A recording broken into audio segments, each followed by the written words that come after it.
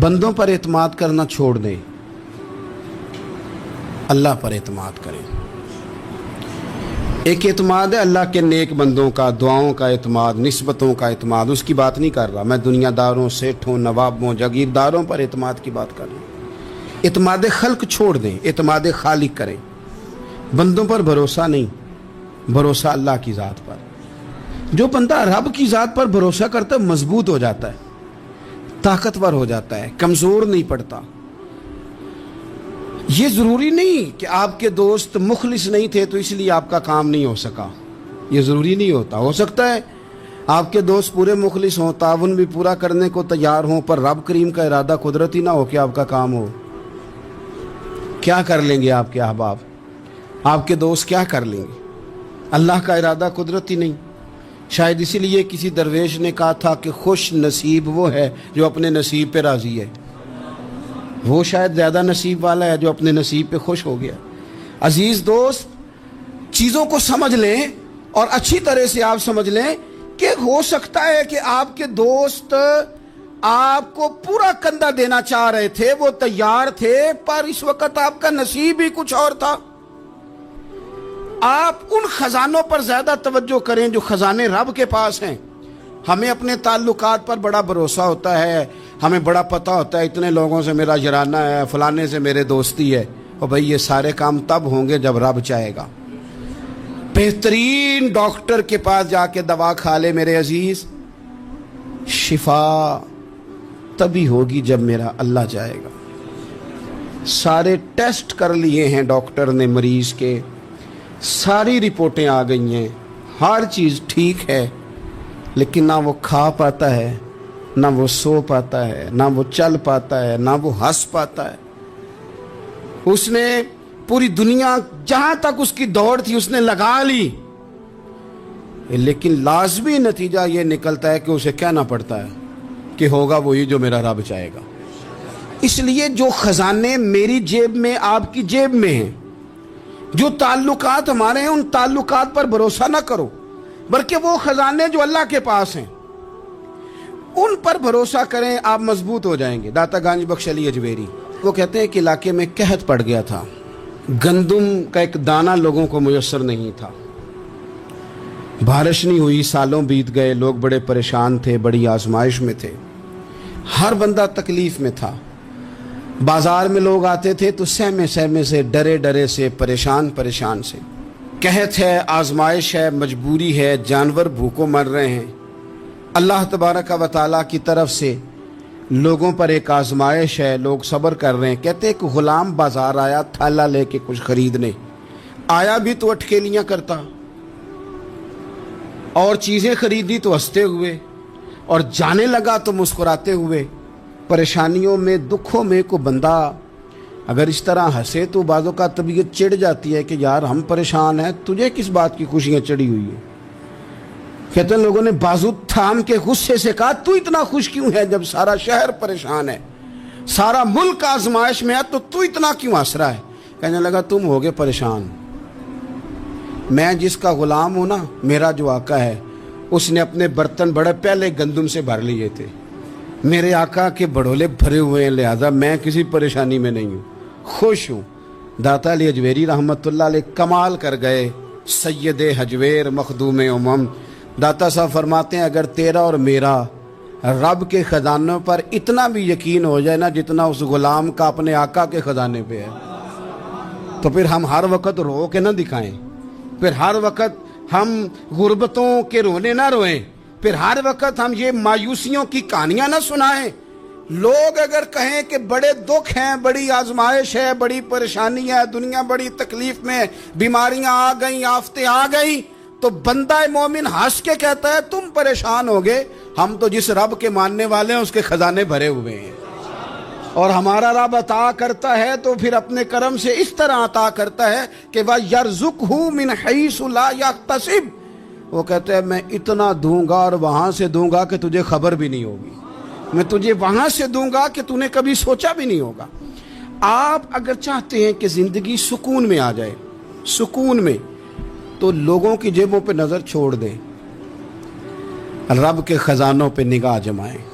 اتنا نوازتا ہے، اتنا نوازتا ہے، اتنا نوازتا ہے کہ انسان حیران ہو جاتا ہے کہ مجھے اتنا بھی مل سکتا ہے۔ انسان طاقتور ہو جاتا ہے جب وہ سمجھتا ہے کہ سارا کچھ میرے رب کے دست قدرت میں۔ پھر وہ کوئی تخریب نہیں کرتا، کوئی غلط رستہ اختیار نہیں کرتا، کوئی چور دروازہ اختیار نہیں کرتا، بلکہ وہ اپنے رب کی رضا پہ راضی رہنے کا عادی ہو جاتا ہے۔ اب اللہ تبارک و تعالیٰ نے ایک قانون بنایا ہے، اور قانون ہمیں رب کریم نے اس طرح سمجھایا ہے کہ یہ ضروری نہیں ہے کہ جو تم طلب کر رہے ہو یا جو تم چاہ رہے ہو وہی ہو، اور وہ ہو تو وہ تمہارے حق میں بہتر بھی ہو۔ کوئی ضروری ہے کہ جو ہم چاہ رہے ہوں وہ بالکل ٹھیک ہی ہو اور وہ ہمیں مل ہی جائے؟ یہ کوئی ضروری ہے؟ کبھی بھی اپنی زندگی میں اس طرح کی تڑپ نہ پیدا کریں، ورنہ آپ بے چین ہو جائیں گے۔ آپ کی زبان پر کئی شکوے آئیں گے، کئی شکایتیں آئیں گی، آپ بہت ساری جگہوں پہ نافرمانی والے جملے بول دیں گے معاذ اللہ۔ بس رب جو فیصلہ کرے اس پہ راضی رہنا سیکھیں۔ فرما کل نفس ذائقۃ الموت، ہر جان نے موت کا ذائقہ چکھنا ہے۔ یہ پہلے یہ جملہ کہا، اور اسی سے ملتا جلتا جملہ آخر میں کہا، اور درمیان میں کیا کہا؟ فرمایا کل نفس ذائقۃ الموت، ہر جان نے موت کا ذائقہ چکھنا ہے۔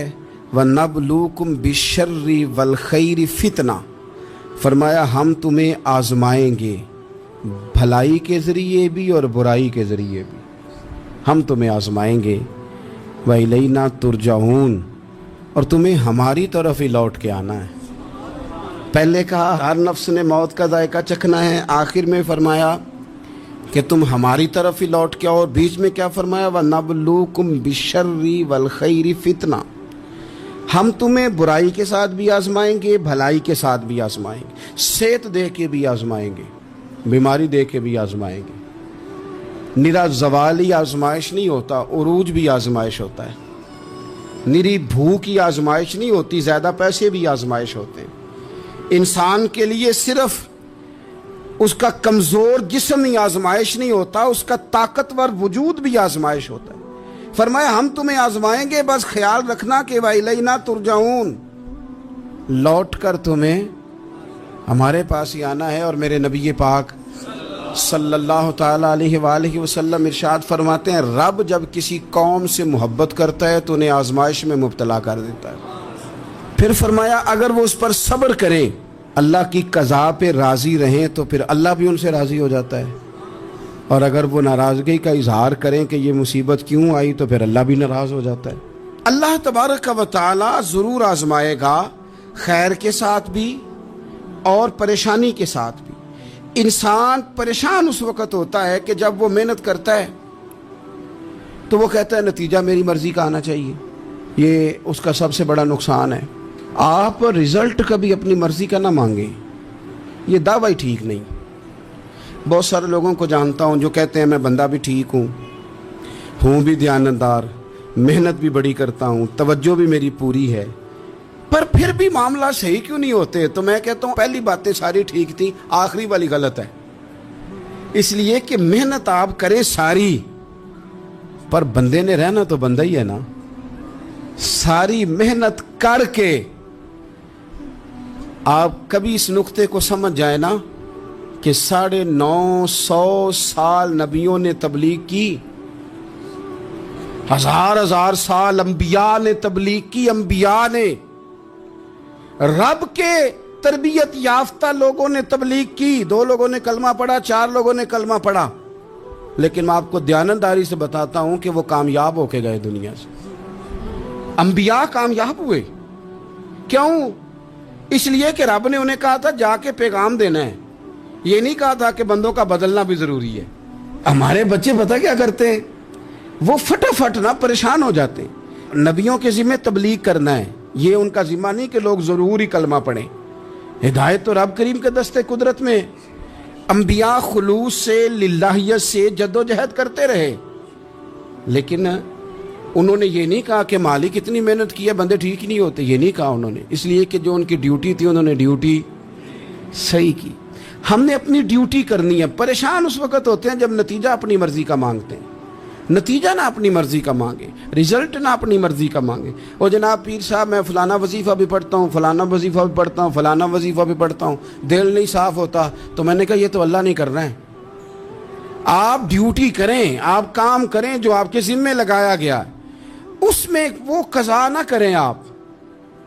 باقی اللہ تعالیٰ کرم نوازی فرمائے گا. دیکھیں ایک بادشاہ تھا, اس کی سلطنت میں نا وہ قوم بنانا چاہتا تھا. ہمارے بادشاہ, ہمارے حکمران قومیں نہیں بناتے, لوگوں کو اپنے حق میں قائل کرتے ہیں. اس لیے کبھی بھی ہمارے ملک میں قومی سوچیں عام نہیں کی جاتی, ذاتی سوچیں عام کی جاتی ہیں. ملی باتیں نہیں کی جاتی, ذاتی باتیں کی جاتی ہیں.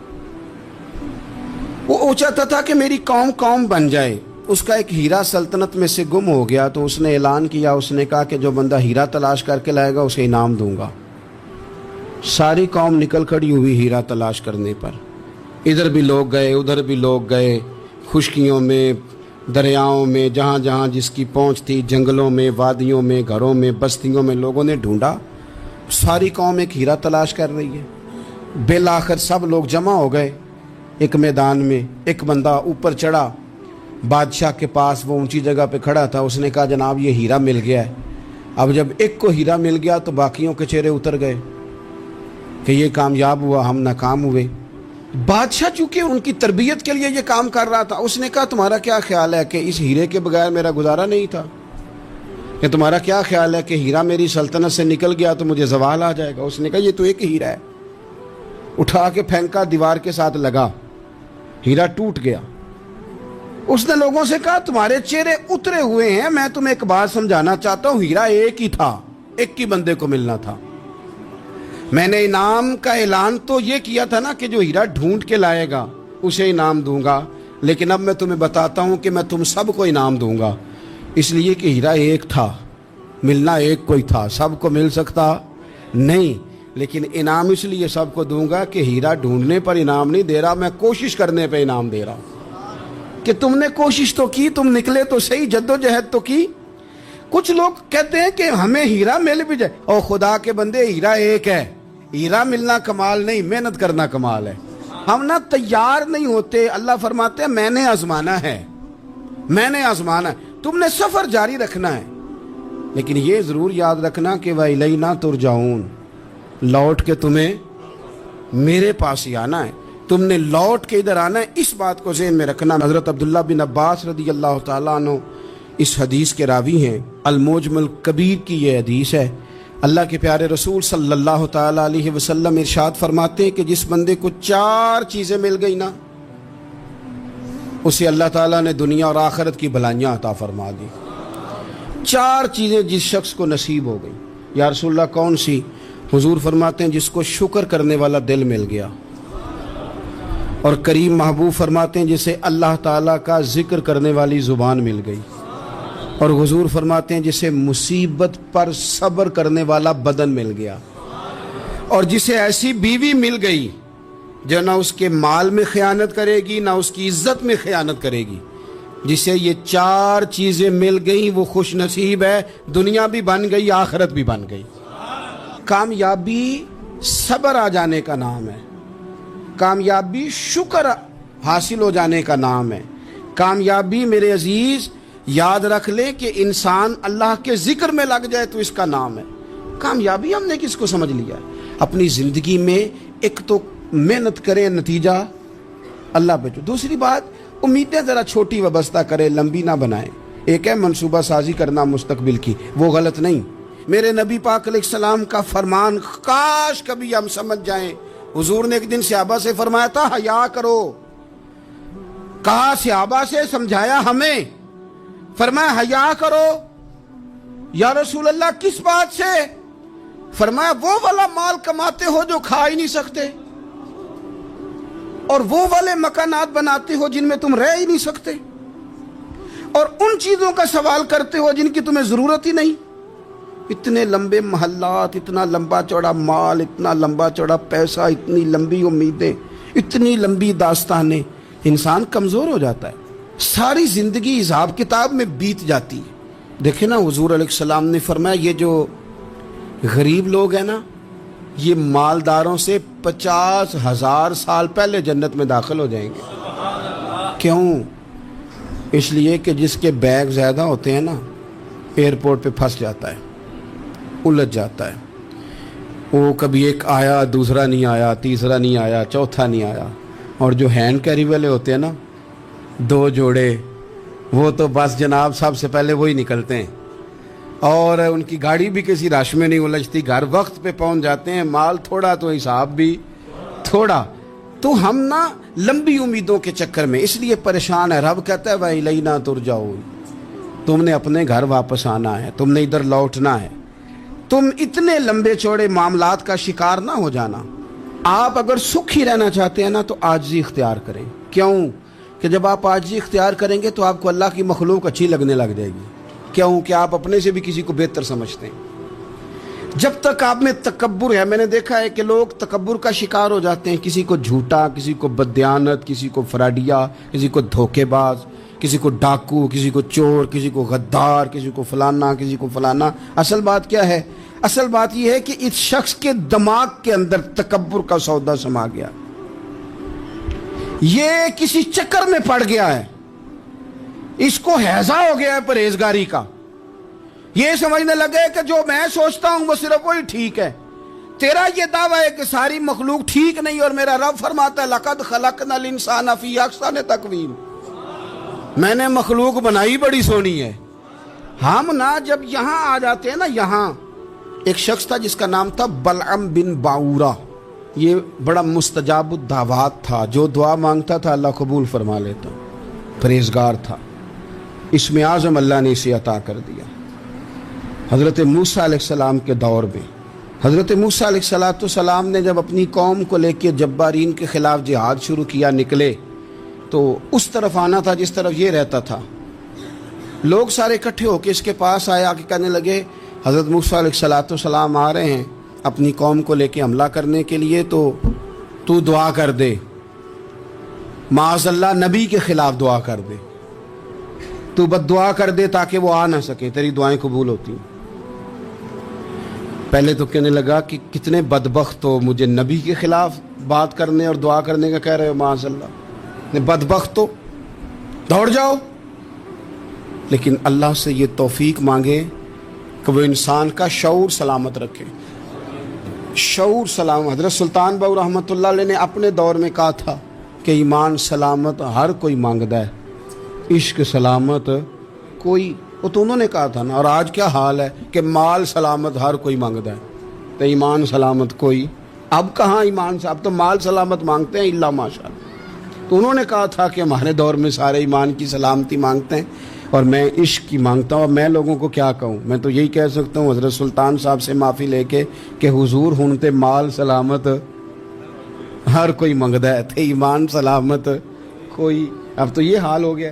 او بلعم بن باورہ غلط فہمی ہو گئی، پہلے تو لوگوں کو اس نے ڈانٹ دیا، لیکن جب لوگ دوبارہ آئے نا تو تحفے طائف لے کے آئے، لالچ میں آ گیا، پاگل ہو گیا، بیوقوف ہو گیا۔ ہرس ہوس یہ کہیں کا نہیں چھوڑتا انسان کو۔ لوگ نیک لوگوں سے بھی دینداری کا رشتہ نہیں بناتے، دنیا داری کا بنا لیتے۔ وہاں سے بھی مال ڈھونڈتے ہیں جہاں آ کے انہیں دنیا بھول جانی چاہیے تھی۔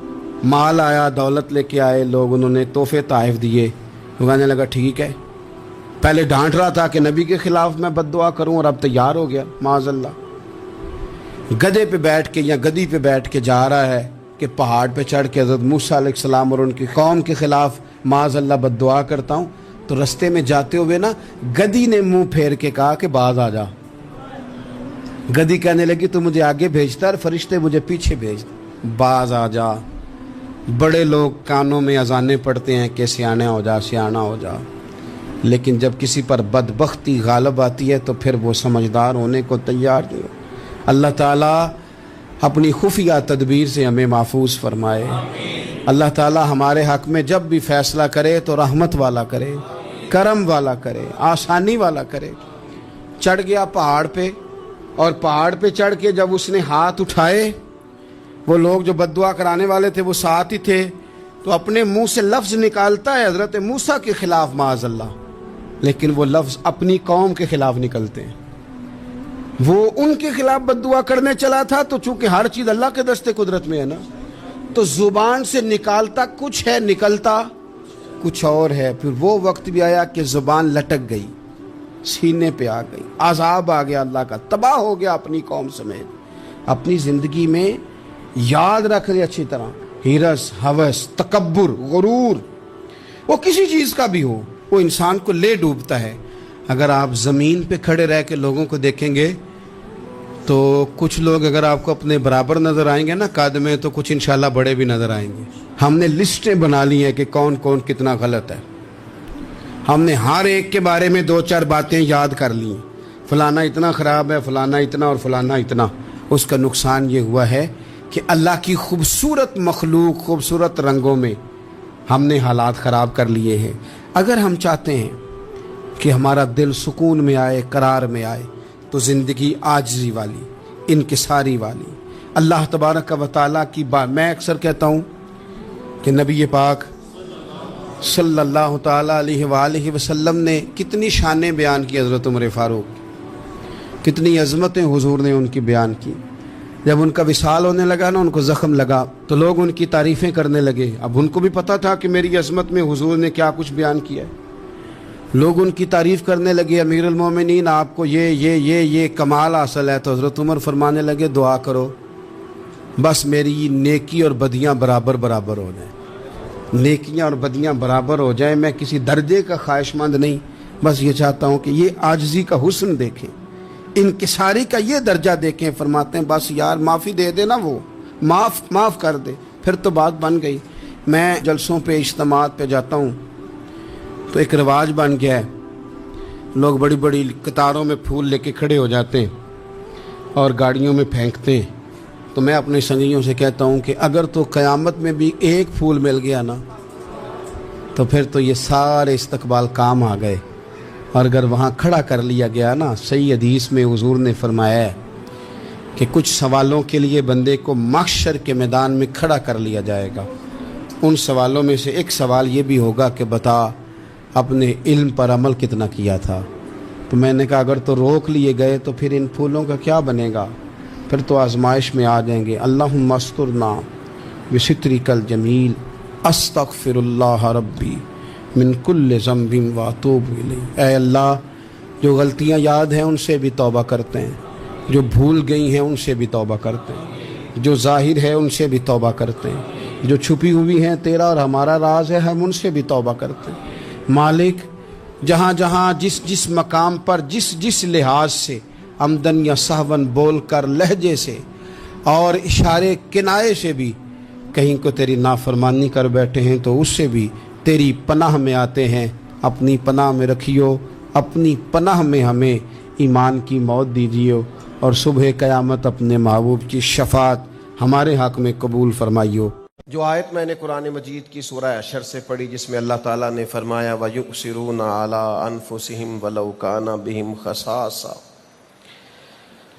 فرمایا صحابہ کی شان یہ ہے کہ یہ اپنی ذات پر دوسروں کو ترجیح دیتے ہیں، اگرچہ انہیں بڑی ضرورت بھی ہو، اگرچہ انہیں اس چیز کی شدید حاجت بھی ہو، پھر بھی یہ دوسروں کو ترجیح دیتے ہیں، اثار کرتے ہیں. یہ قرآن مجید نے تعریف کی، وَيُؤْثِرُونَ عَلَىٰ أَنفُسِهِمْ، اپنی ذات پر دوسروں کو ترجیح دیتے ہیں. یہ اثار ہے، اپنی ذات پر دوسروں کو، یعنی مجھے بڑی ضرورت ہے لیکن میں اپنی ضرورت چھوڑتا ہوں، میں تجھے ترجیح دیتا ہوں.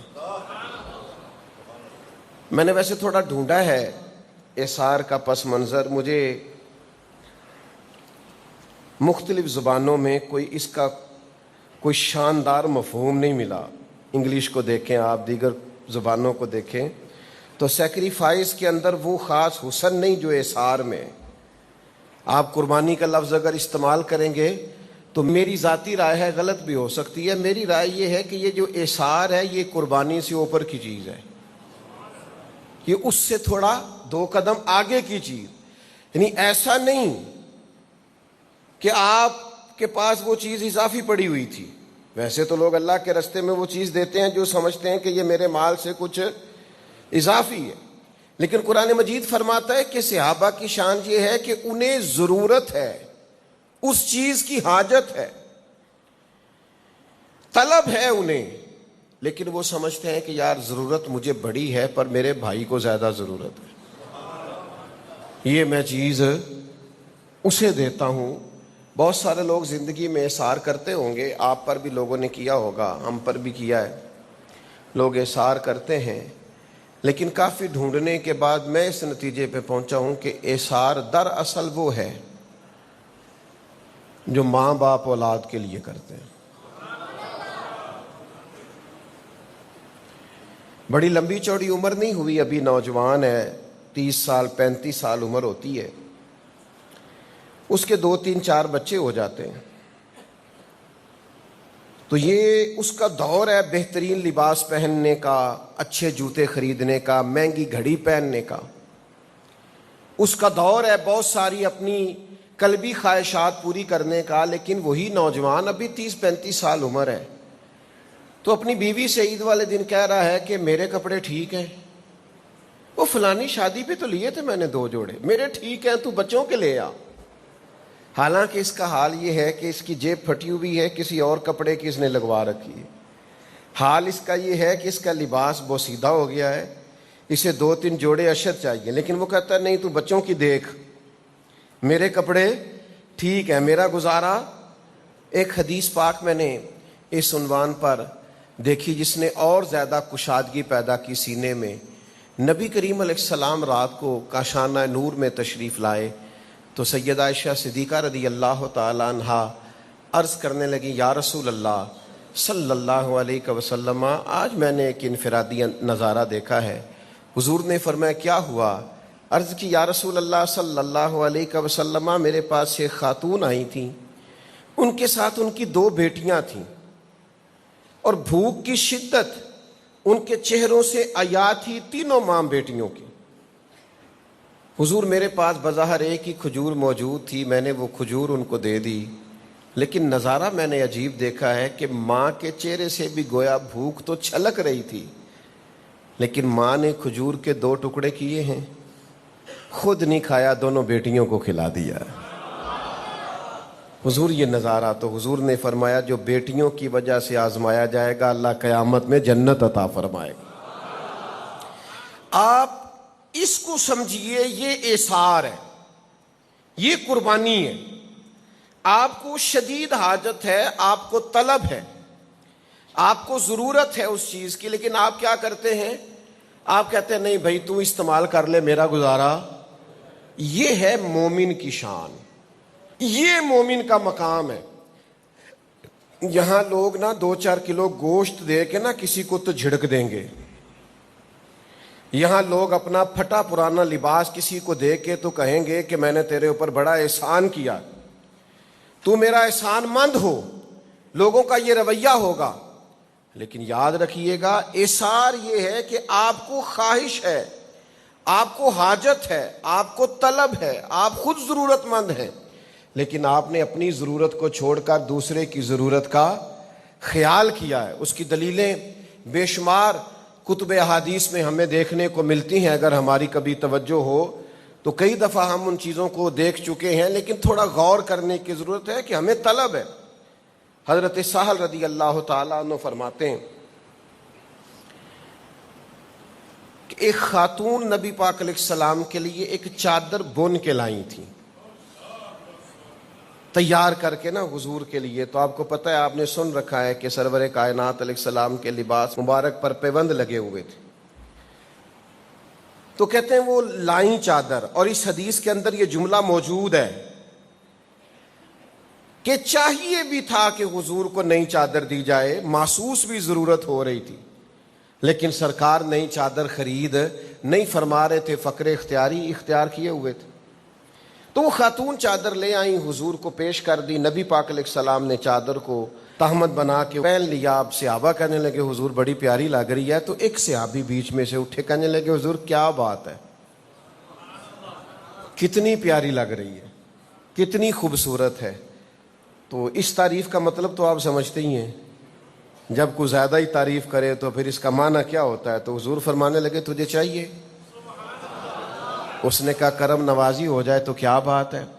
کریم اندر تشریف لے گئے اور حضور نے اس چادر کو اتارا, پرانے والی پیوند والی چادر پھر پہن لی, اور اس چادر کو طے کر کے محبوب نے اس غلام کو عطا کر دیا.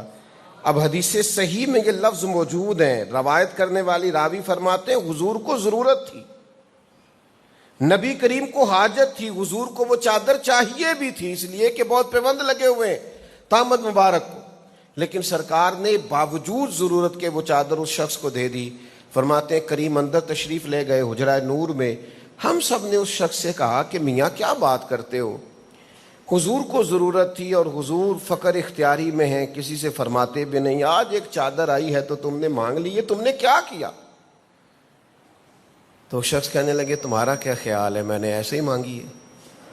حضور کے جسم سے لگ گئی تھی, عمر بھر میں تبرک بنا کے رکھوں گا اور جب مرنے لگوں گا تو گھر والوں کو وصیت کروں گا کہ اسی میں مجھے کفن دے دیا جائے. پسے مردن فرشتوں نے جو تلاشی لی تو کیا نکلا, فقط ایک دل کے گوشے سے خیال مصطفیٰ نکلا صلی اللہ علیہ وسلم. حضور نے ترجیح دی, فرمایا اگرچہ ضرورت ہے مجھے, اگرچہ حاجت ہے, لیکن اگر کوئی دوسرا ضرورت مند ہے تو اپنی ضرورت کو چھوڑ دیا جائے. وَلَوْ كَانَ بِهِمْ خَصَاصَةٌ, شدید حاجت بھی ہو, شدید ضرورت بھی ہو, تو پھر بھی دوسرے کی ضرورت کا احساس کیا جائے, یہ ایثار ہے. ہم نے آہستہ آہستہ اپنے آپ کو بھی, لوگوں کو بھی, معاشرے کو, سوسائٹی کو خود غرض بنایا ہے. ہمارے ہاں لوگ اپنی ضرورت پوری کرتے ہیں, مجھ سے ناراض نہ ہوئیے گا, لیکن لوگ لوگوں سے فائدہ اٹھانا چاہتے ہیں. لوگ اپنے تعلقات کو بیچتے ہیں, عہدے اور منصب اور تعلقات, ان سے لوگ نفع اٹھاتے ہیں. بہت کم لوگ ملتے ہیں جو بے لوث ہوں, جو مخلص ہوں, جن کا ارادہ نفع لینے کا نہیں, محبت بانٹنے کا ہو. ایثار یہ ہے کہ آپ قربانی دیں, آپ اپنی ذات پر دوسرے کو ترجیح دیں. آپ کو حاجت ہے, آپ کو ضرورت ہے, لیکن آپ دوسرے